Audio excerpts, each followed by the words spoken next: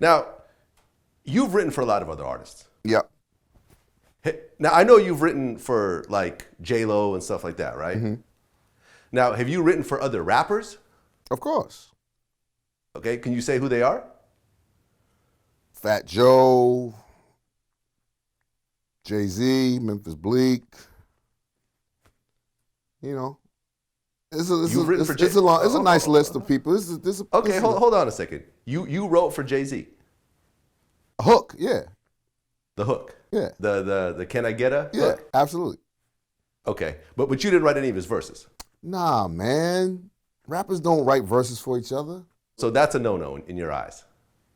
I mean, that's just, it's not what we do really. You know what? The game is changing though, but from my era, that's not what we didn't ghostwrite for each other. That's not what we did.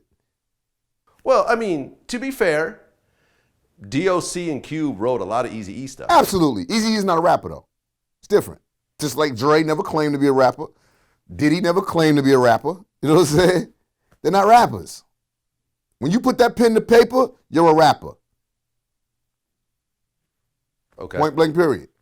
You know? But, when Meek Mill went at Drake and did the whole ghostwriting thing, it seemed like nobody cared. And Drake is supposed to be a rapper.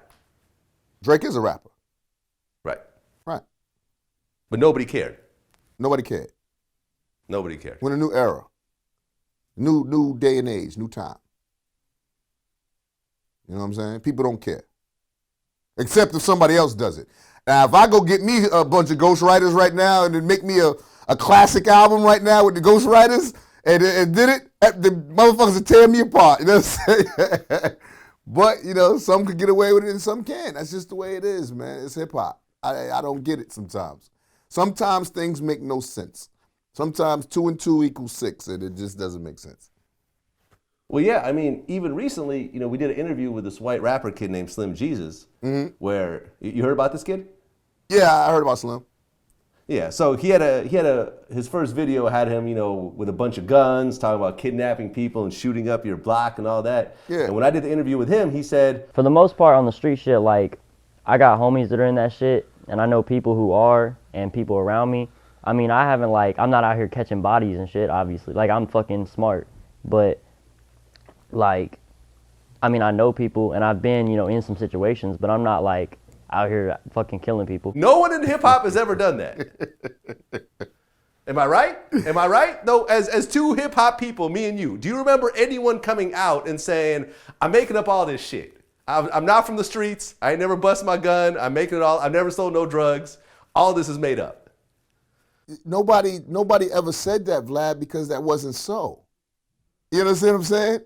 Every other artist that ever came out, they've somewhat lived that life. They've been in the streets. They got homies in the streets. We that's our life, yo. We come from the streets.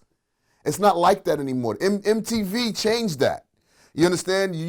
Once MTV took rap and put it on a platform, now everybody can watch and listen and be a part of hip-hop and become a rapper just by watching and learning, not actually having to go through experiences of street life. Yeah. And it's made rap a business more than, just an art form. You feel me? Where it was coming from a dark place and it was coming from an honest place.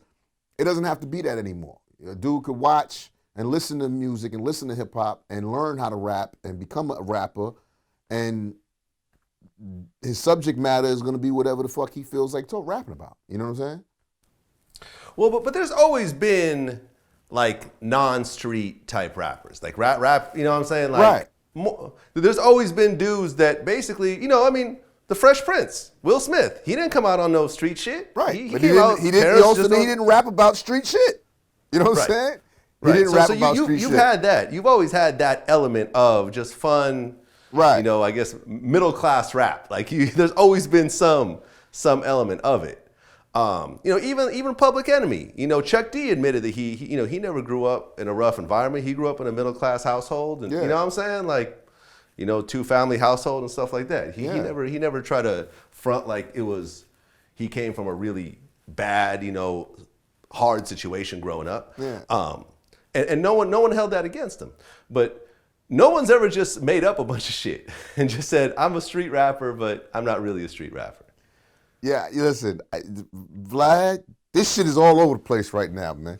Hip hop is it's music, man. It's music, and that's fine. Enjoy the music. Yeah. It don't got to be about I'm from the hood and my shit is authentic and who cares? Enjoy the music. Does he make good music? Okay then, that's why I'm here. That's why I listen. You know what I'm saying? Because he makes good fucking music. I don't care about if he sold drugs when he was 12 or, you know what I'm saying? Or if he was in the trap house. I don't give a fuck about that. And you shouldn't. You shouldn't. Like, what difference does it make if Slim Jesus fucking busts his gun or not? Think about that. Really, what difference does it make? I feel you. I guess people feel like, it's not authentic. The authenticity of it is it makes it fake because he's rapping about shit that he has no idea of, whatever. But listen, man, I come from a different era, man. You know what I mean? I rap about things I know about. I rap about things that are close to me, close to my heart. Street shit, women. You know what I'm saying? I rhyme about things that I know about.